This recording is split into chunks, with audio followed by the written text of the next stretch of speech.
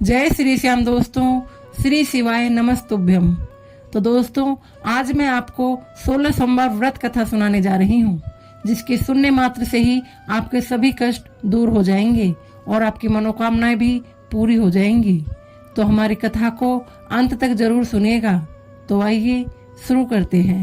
एक समय महादेव जी माता पार्वती के साथ भ्रमण करते हुए मृत्यु लोक में अमरावती नगरी में आए। वहां के राजा ने शिव मंदिर बनवाया था, जो कि अत्यंत भव्य तथा मन को शांति पहुंचाने वाला था। भ्रमण करते समय शिव पार्वती भी वहां ठहर गए। माता पार्वती जी ने कहा, हे नाथ, आओ आज इसी स्थान पर चौसर पांसे खेलें। खेल प्रारंभ हुआ। शिव जी कहने लगे, मैं जीतूंगा। इस प्रकार उनकी आपस में वार्तालाप होने लगी। उस समय पुजारी जी पूजा करने आए।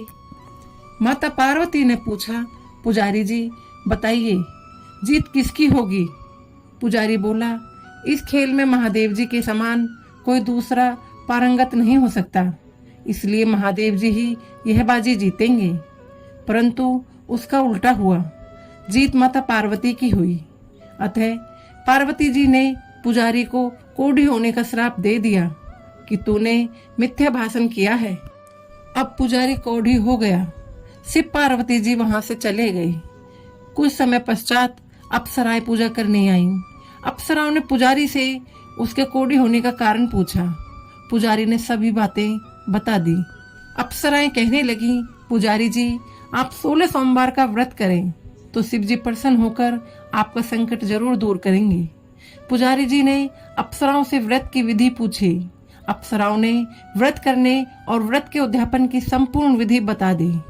पुजारी ने विधि पूर्वक श्रद्धा भाव से व्रत प्रारंभ किया और अंत में व्रत का उद्यापन भी किया।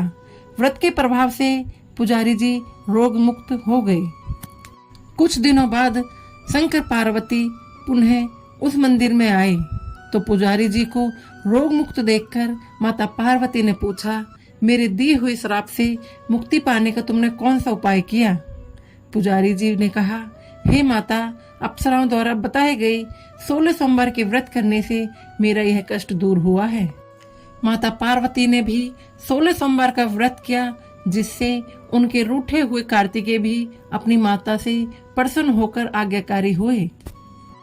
कार्तिकेय जी ने पूछा, हे माता, क्या कारण है कि मेरा मन सदा आपके चरणों में लगा रहता है?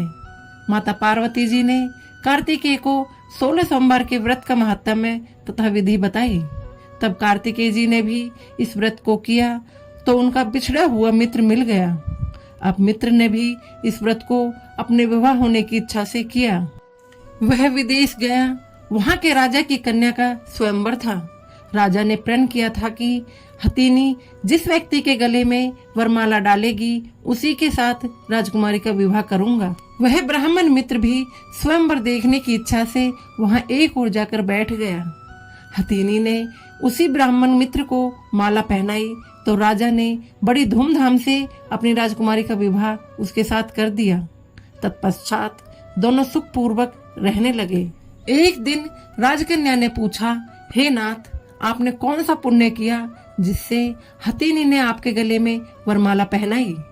ब्राह्मण पति ने कहा, मैंने कार्तिकेय जी के द्वारा बताए अनुसार 16 सोमवार का व्रत पूर्ण विधि विधान सहित श्रद्धा भक्ति से किया, जिसके फल के कारण मुझे तुम्हारे जैसी सौभाग्यशाली पत्नी मिली। अब तो राजकन्या ने भी सुंदर सुशील पुत्र प्राप्ति के लिए 16 सोमवार व्रत किया और सर्वगुण संपन्न पुत्र प्राप्त किया।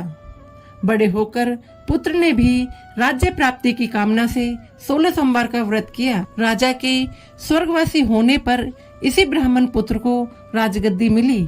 फिर भी वह इस व्रत को करता रहा। एक दिन उसने अपनी पत्नी से पूजा सामग्री शिवालय ले चलने को कहा, परंतु उसने पूजा सामग्री अपने दासों द्वारा भिजवा दी।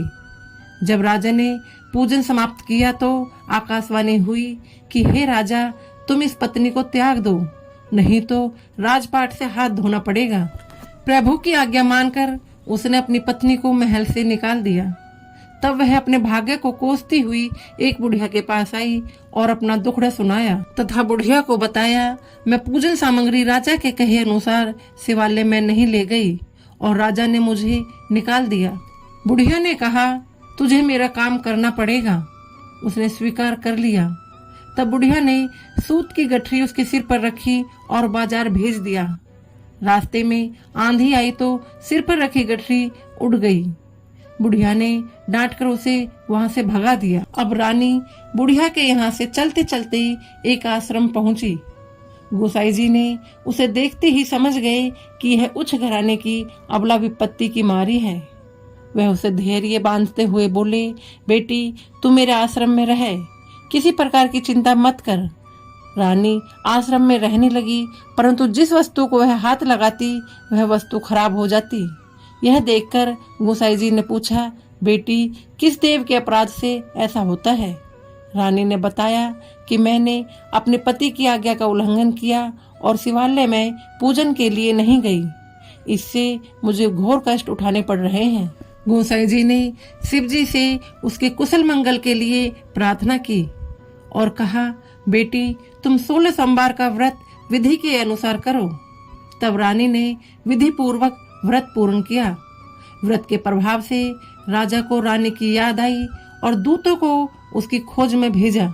आश्रम में रानी को देख दूतों ने राजा को बताया।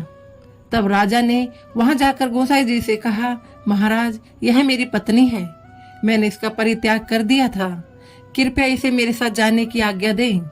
शिव जी की कृपा से प्रतिवर्ष 16 सोमवार का व्रत करते हुए वे आनंद से रहने लगे और अंत में शिवलोक को प्राप्त हुए। तो दोस्तों ये थी हमारी 16 सोमवार व्रत कथा।